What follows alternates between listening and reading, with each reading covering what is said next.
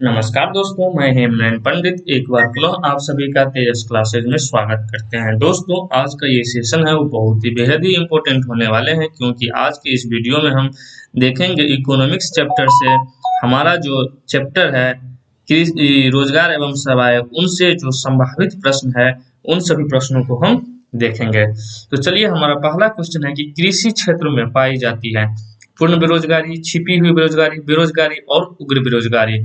तो कृषि क्षेत्र में जो होता है सो एक आदमी के काम में आपको 10 आदमी लगा रहता है, 2 आदमी लगा रहता है, इसे हम क्या बोलते हैं? छिपी हुई बेरोजगारी। तो यही हमारा क्या हो जाएगा? सही आंसर हो जाएगा। अगला क्वेश्चन है कि उदारीकरण और वैश्वीकरण ने सेवा क्षेत्र में क्या लाई है? मध्यम प्रगति, धीमी प्रगति, काफी तेज प्रगति, इनमें से कोई नहीं। मतलब कोई प्रगति नहीं।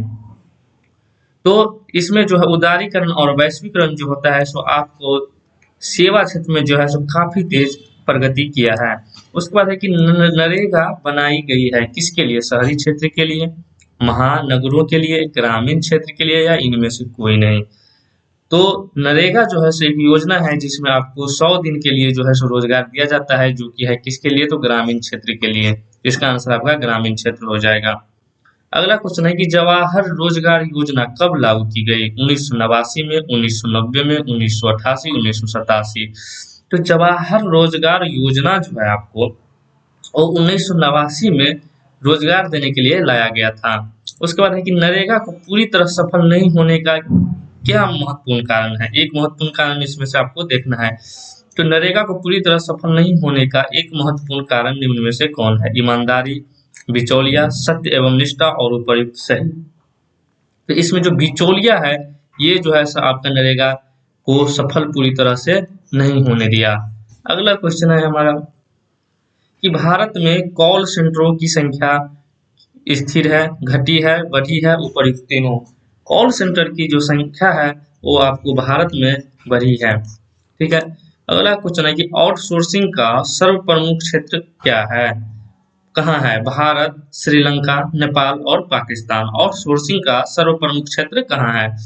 तो इसका आंसर आपको भारत हो जाएगा, क्योंकि आउटसोर्सिंग का जो सबसे प्रमुख क्षेत्र है वो आपको भारत में ही मिलेगा। इसके बाद अगला क्वेश्चन है कि नागरिक सेवा के अंतर्गत क्या आते हैं? सामाजिक चेतना एवं अन्य, स्वास्थ्य, शिक्षा एवं बैंकिंग। ठीक है। तो नागरिक सेवा के अंतर्गत जो है सो आपका सामाजिक चेतना एवं अन्य आते हैं। उसके बाद है कि किस क्षेत्र को तृतीयक क्षेत्र कहा जाता है? टर्शियरी सेक्टर कहा जाता है। ठीक है। तो आपका ऑप्शन है सेवा, कृषि, औद्योगिक और इनमें से कोई नहीं। तो इसका आंसर जो है आपका सेवा क्षेत्र को ही हम लोग क्या कहते हैं? टर्शियरी क्षेत्र। कृषि को क्या कहते हैं हम लोग? प्राइमरी सेक्टर में रखते हैं, प्राथमिक क्षेत्र। ठीक है। अगला क्वेश्चन है हमारा,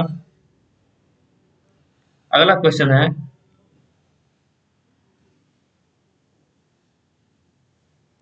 कि किस क्षेत्र को द्वितीयक क्षेत्र कहा जाता है? सेवा, उद्योग, कृषि या इनमें से कोई नहीं। तो इसका आंसर आपको सी हो जाएगा, उद्योग, क्योंकि सेवा को जो है हम लोग तृतीयक क्षेत्र में रखते हैं। हाँ, ये हमारा पिछला क्वेश्चन था। कृषि को हम प्राथमिक क्षेत्र में रखते हैं, प्राइमरी सेक्टर में, जबकि आपको उद्योग को जो है सो हम लोग द्वितीयक क्षेत्र में रखते हैं, सेकेंडरी सेक्टर में। उसके बाद अगला क्वेश्चन है कि भारत में सेवा क्षेत्र को सामान्यतः कितने भागों में बांटा गया है? ऑप्शन है 2, 4, 6, 8। तो दो दो जो है 2 भागों में बांटा गया है। किनको? तो सेवा क्षेत्र को। कहाँ बांटा गया है? तो भारत में। भारत में सेवा क्षेत्र को सामान्यतः 2 भागों में बांटा गया है। अगला है कि बाजार की व्यापकता का विस्तार भारत से गया है। पूरा यूरोप, पूरी दुनिया, पूरा एशिया, इनमें से कोई नहीं। तो आपका आंसर हो जाएगा पूरा दुनिया।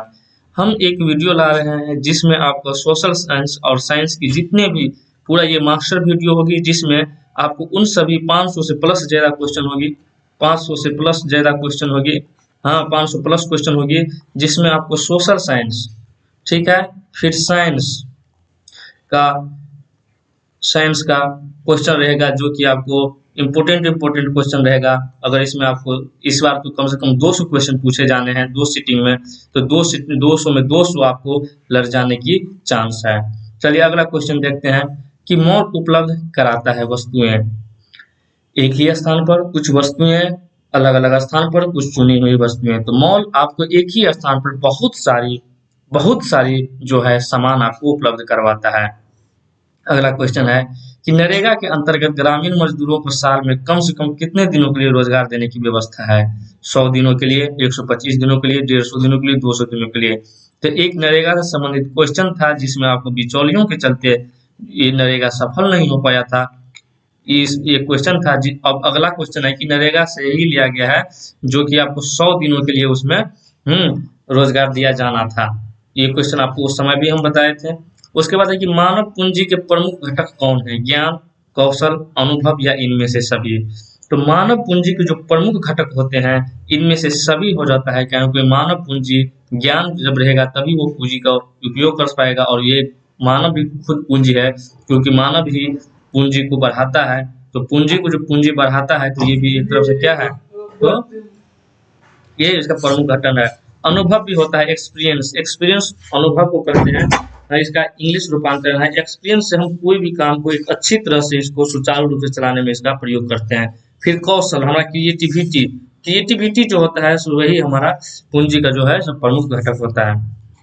ठीक है, अगला क्वेश्चन है हमारा कि जवाहर रोजगार योजना कब लागू की? ये शायद रिपीट क्वेश्चन हो गया है। इसका आंसर आपका 1989 हो जाएगा। अगला क्वेश्चन है कि निम्न में से कौन सा आधुनिक मुद्रा का एक रूप है? सोने के सिक्के, कागज का नोट, चांदी के सिक्के, इनमें से कोई नहीं। तो आधुनिक मुद्रा का जो है सो कागज का नोट जो है सो एक उसका उदाहरण है। ठीक है, अभी आजकल प्लास्टिक मुद्रा भी प्रचलन में है, जिसे हम लोग क्रेडिट कार्ड या डेबिट कार्ड, शॉपिंग कार्ड, ये वगैरह वगैरह कार्ड होते हैं जिसे हम प्लास्टिक मुद्रा भी कहते हैं। डिजिटल इंडिया में इन सभी का महत्वपूर्ण योगदान होता है। हमारा अगला क्वेश्चन है 19, निम्नलिखित में से कौन सा संस्थान भारत में मुद्रा जारी करने के लिए अधिकृत है? Reserve bank of India, state bank of India, राष्ट्रपति और संसद।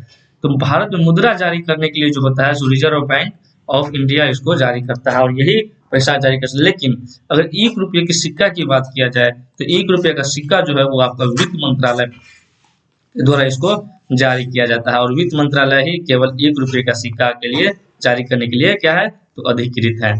अगला क्वेश्चन है हमारा कि निम्न में से कौन सा मुद्रा का एक आधुनिक रूप नहीं है? मुद्रा, ड्राफ्ट, जमा, इनमें से कोई नहीं। तो इनमें से कोई नहीं है क्योंकि आधुनिक प्रचलन में ये सभी आपको देखने को मिलता है। तो ये था हमारा रोजगार एवं सेवाएं से 20 इंपोर्टेंट क्वेश्चन जो कि आपकी बिहार बोर्ड के एग्जाम में सीधे सीधे पूछे जाने की संभावना है। और हम एक मास्टर वीडियो लेके आ रहे हैं बहुत जल्द आप लोगों के समक्ष, जिसमें आपको सोशल साइंस और साइंस से लगभग 500 प्लस क्वेश्चन पूछे जाएंगे, जिसमें से आपको 200 क्वेश्चन लड़ जाने की 100% गारंटी है। तो देर भी किस बात की, अभी चैनल को सब्सक्राइब करें, लाइक करें और अपने दोस्तों को भी शेयर करें। मिलते हैं एक नए अगले वीडियो में एक नए एपिसोड के साथ, मतलब एक वीडियो के साथ। तब तक के लिए बाय बाय।